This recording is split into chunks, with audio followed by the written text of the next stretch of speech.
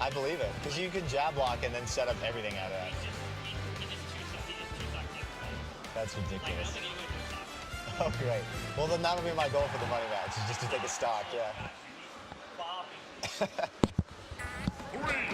All right, getting back into it. So we have a run back from winners. We have Krow+Hyde versus Smashemon and G&E Renegade.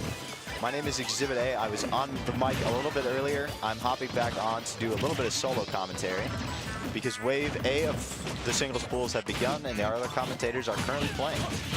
Okay, so we have Renegade and Smashemon going right back to the double cloud.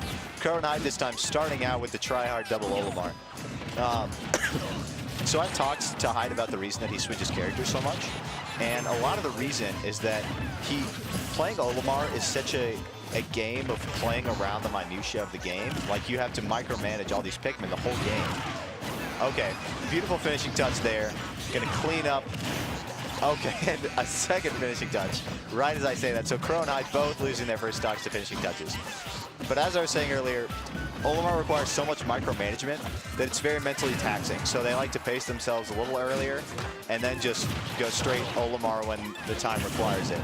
But here, I believe this matchup is still in Cloud's favor because he just has so much range and such good frame data.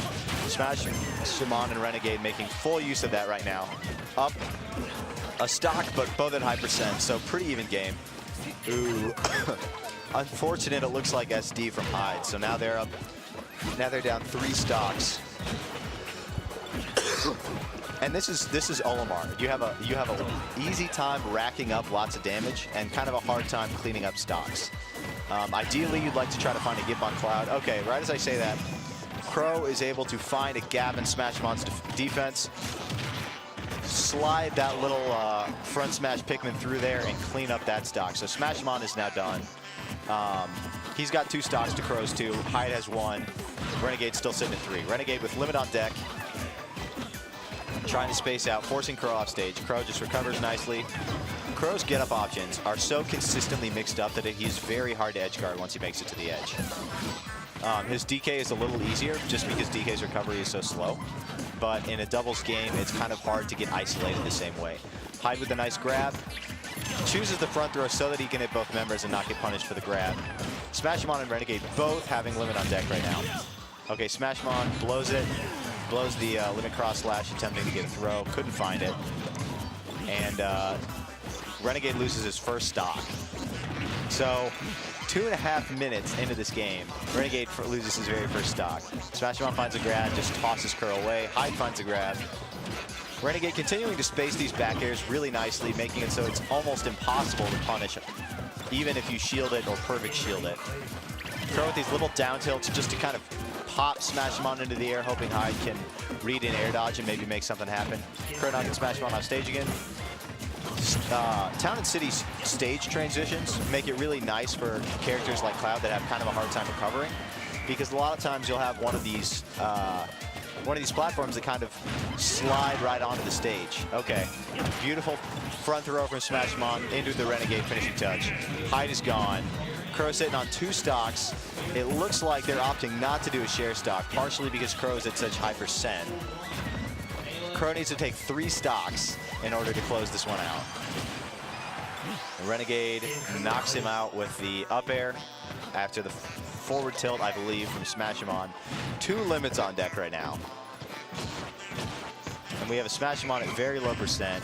Renegade with the nice Smashemon spiking his teammate into the middle of the stage. All right, tossing Krow into the air. Krow's on one of those stage transitioning platforms. Just floating back. Oh, and Renegade SDs. That's unfortunate. Renegade just waited a little long waiting for that air dodge from Krow so that he could just knock him out, and he just waited all the way into the blast zone. Okay, so Smashemon with limit now. Krow hanging out on the edge, trying to find some kind of a gap in this Smashemon Renegade defense. Okay, oh, yep. Standard Cloud combos in air and a finishing touch. Smashemon and Renegade take game 1 reasonably comfortably, but you wonder how close that game might have been if they were able to find some kind of a gimp on Cloud, or if Hyde didn't have that unfortunate SD in the middle of that. So now you're looking at 1-0, Smashemon Renegade. This is losers finals. So the winner of this game will go into grands to attempt to face Rio and RoguePenguin. I can't even say Ike Mario team because Rio's just been switching it all up. He also feels obligated, I think, because our tournament is named Kilroy, to mix in a little bit of the Roy play in there too. But every single one of his Fire Emblem characters is practiced and so clean. So they're sitting waiting in grands for whoever is able to come out of this. Krow looking around at other options. Krow with the Bayonetta pick. I've never seen Krow's Bayonetta. I don't know if this is a serious pick or what's going to happen.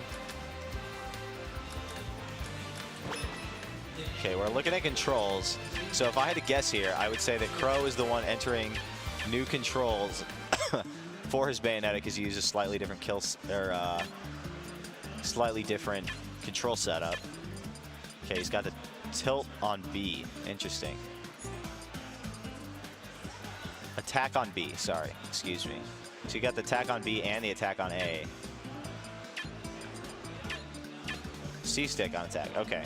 That makes a little more sense because I was a little confused how he was going to Witch Twist or Afterburner Kick or do nearly any Bayonetta things. So he's got the tilt stick on only for Bayonetta. Most Bayonettas like to leave the tap jump on because it makes it easier to chain the Witch Twists into one another for some of those cute 0 to death / high percent Bayonetta combos. Bayonetta versus Cloud is an interesting matchup because Bayonetta has to get in and Cloud's really, really good at keeping you out. That said, if Cloud is off stage, Bayonetta has a really nice time edge guarding because her recovery is so good. Okay, so Krow trying to feel out this Bayonetta a little bit, spacing back airs. The comboing the unlimited cross slashes into one another. Unlimited meaning they will have to end eventually, but you're not using the limit break. Okay, so Krow finds a witch time, but can't quite make it happen because the teammate is there to intervene. Okay, Krow hits Hyde with a dive kick. His Bayonetta movement looks pretty clean, but I haven't seen him. Okay, there's a Witch Twist. Renegade stepping in there quickly to nip that in the bud before it turns into something a little more serious. That's the interesting thing about Bayonetta teams. She has great teammate setup potential with both Witch Twist and Witch Time, but her 0 to death combos move so slowly because Witch Twist is not that quick of a move that it's going to be a little hard for her actually to carry Smashemon and Renegade all the way off the stage. Nice dive kick from... Okay. Okay, Krow, there you go. Krow is able to clean up that stock from Smashemon. Smashemon spacing him out. Smashemon frequently in these different situations is opting to just knock the other teammate away and then run to the other side of the stage to 2v1 whoever his partner is fighting. Which is interesting because as Daddy and I were talking earlier, Daddy being his tag, not anything other. As we were talking about earlier, Renegade is crazy strong in 1v1s. So we were wondering whether or not Smashemon would just space someone out and let Renegade 1v1 them, but it looks like they really are attempting to play 2v1 as much as they possibly can. Okay. Krow's been able to find a couple of these Witch Twists when Hyde has the other teammate occupied, which has been, okay. He finds some of the bullet arts to try to attempt to steal Smashemon's jump so that he can then gimp him. Smashemon doesn't fall for the bait. Krow knocking Renegade off stage, hoping Renegade would go for an early ledge option so they can punish him with that back air. Didn't happen. Krow is now back off stage.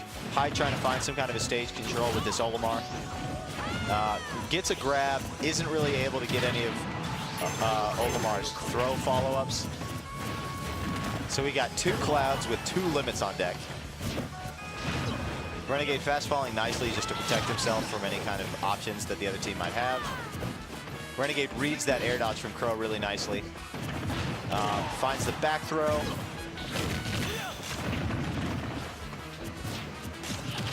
Offstage situation. Okay, Smashemon goes for the SD because he knows he wasn't going to get back to try to take Krow with him. Wasn't quite able to do it. But then Krow's stock immediately gets cleaned up by Renegade, who is still on the stage. who just punishes the get-up option. So now you're looking at 2 stocks for the red team, 3 stocks for the green team. Now 1 stock for the red team, courtesy of that throw to finishing touch combo, Cloud special. Renegade is at reasonably high percent, but not quite kill percent for 1 or 2 Bayonetta moves. I mean, you say that like Bayonetta can't kill you almost at any time, but it's going to be really hard for Krow to get any of these 0 to death type combos in the middle of a 2v1. Just because of how slow, as I mentioned earlier, that witch twist actually moves, and the kind of pause that accompanies those afterburner kicks after you do them. Okay, so Smashemon trying to put pressure on Krow. So that Renegade can charge his limit, so they got 2 limits, lots of options. Krow just trying to clean up that Renegade stock.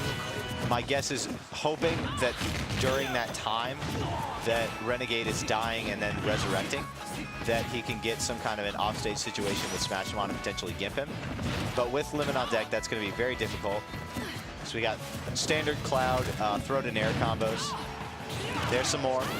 Ooh, and Smashemon reads the air dodge, drops below, and cleans him up with that finishing touch. So we got 2-0 to Smashemon and Renegade. Both games on Smashville. That's the first game that thus far we've seen Krow spend on Bayonetta. It'll be interesting to see if he sticks with it, or if they try a little bit of a switch, maybe to Krow and Olimar and Hyde on Charizard that they like a little bit more. Maybe the double Olimar that you saw against Chex and Panban. But they went double Olimar the first game, and it didn't go very well for them. So I don't know how it'll go.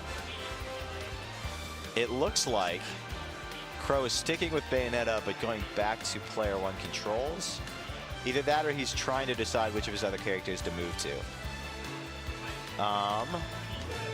Smashemon and Renegade obviously staying, have had a reasonably dominant run until it was ended by Rio and RoguePenguin, which are the favorites to take doubles, and Rio to take singles.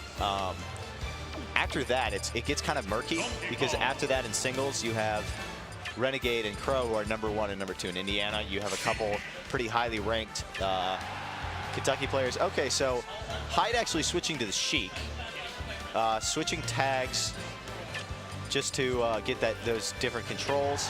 You have the Donkey Kong trying to kill early with that Ding Dong, which makes sense because theoretically in this situation, Sheik should be an awesome stock tank because Sheik's frame data is just so unbelievable.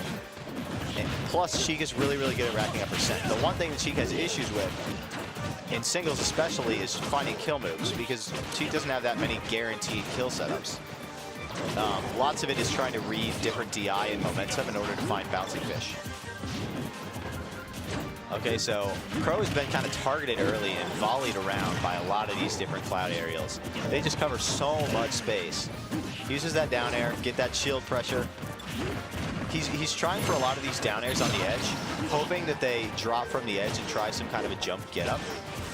It worked on me earlier. He spiked me right off of the edge. It doesn't appear to be working on Renegade or Smashemon. They've probably played with him enough to know that if you're jumping from that edge, you might just be dead immediately, regardless if you're at a low percent or not. Okay, Renegade reads the roll option with the down smash. Sheik finds a fair. Hyde's just trying to basically knock people in the air, hoping that they air dodge a little, excuse me, a little early, so that Krow can find some kind of a grab to start to throw combos off. Lots of rolls, lots of shields, lots of tilts. Okay, so you have one of the Clouds. Renegade was backed up onto the edge. His partner finds cover for him, so he pops out, and then again, Krow is in the air. This is just the hardest thing in the world to watch. Donkey Kong, who is a heavy character, is going to sit right on those up airs. Doesn't have any real get down options other than air dodge, and he gets volleyed for so long. Luckily, he is avoiding some of the limit setups pretty well, barring the throw combos that honestly it's nearly impossible to avoid. So you have Renegade with limit. Renegade now is gone, so he does not have limit anymore. Smashemon off stage. Renegade has been doing a beautiful job of when Smashemon is off stage, because Smashemon, it looks like, is not quite as confident in managing his different ledge options and get back to the stage options as Renegade is. So anytime Smashemon is off stage, Renegade immediately notes it, runs over, and either hits or puts pressure on the guy who's trying to edge guard him, so the Smashemon has an easier time getting back. The last game was close, and part of the reason it was close is because Krow was able to find an early percent gimp on Smashemon with Bayonetta. Smashemon gets Krow, just tosses him to the other side of the stage. Renegade finds that forward tilt, cleans up Krow's stock. The strategy has worked insofar as Hyde has stayed relatively safe. So he's still at 2 stocks, he's only at 45%, versus both of the clouds are a much higher percent. The unfortunate part of this is that he hasn't really been able to isolate Krow. So Krow is still only at 1 stock. Hasn't quite been able to charge the punch yet, just for that additional kind of kill option. Smashemon goes for something a little cute, hopes that Krow either jumps or just DIs away and air dodges so they can get that spike. Renegade runs straight across the stage, busts out that limit cross slash raw, and it connects. Okay, both members of the red team off stage. Cloud spacing themselves on the edge.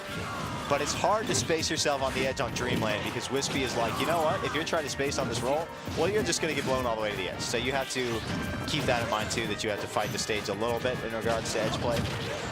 Smashemon has done a really nice job just dropping and using those up airs to pop the other guy into the air. Krow couldn't quite recover, has to take one of Hyde's stocks. But we are now sitting at 1 stock for everyone involved. Okay, so Smashemon does that early limit up B, able to get back to the stage. Still sitting at 1 stock. Smashemon at mid%, Hyde at high %, but neither one of the clouds has limit at the moment. So they're a little safe. If they can kill one of the clouds, it would be a great situation because then you limit those nasty cloud throw combos. Ooh, that's unfortunate. So Krow goes to try to clean up Smashemon's stock, but at the same time cleans up Hyde's. So he's now sitting on a 2v1 against, I mean, we've seen this situation before. You got 2 clouds, both with limit. If either one grabs you, you're done, especially at 96%. But if either one just, yep. That's the other part. Donkey Kong wants to grab you. And if you got 2 clouds, both with limit cross slash on deck, you can't even grab someone because the other one will run up and they will punish you. So that is a 3-0 for Smashemon and Renegade. Hyde and Krow are eliminated. They get 3rd place. Smashemon and Renegade will now be stepping into